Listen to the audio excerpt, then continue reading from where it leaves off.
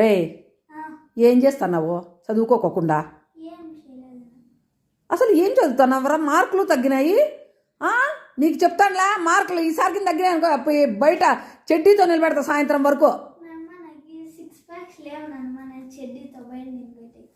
ఓ అమ్మ, సుమారు ఉండవు కదా నాన్న. పాపం 6 ప్యాక్ కూడా తెలుసా నీకు? 4 వాతలు బిక్కినావునంటే 10 ప్యాక్స్ కూడా వస్తుంది. ఆయమ్మమ్మ నువ్వేం చేస్తున్నావమ్మా? మేడం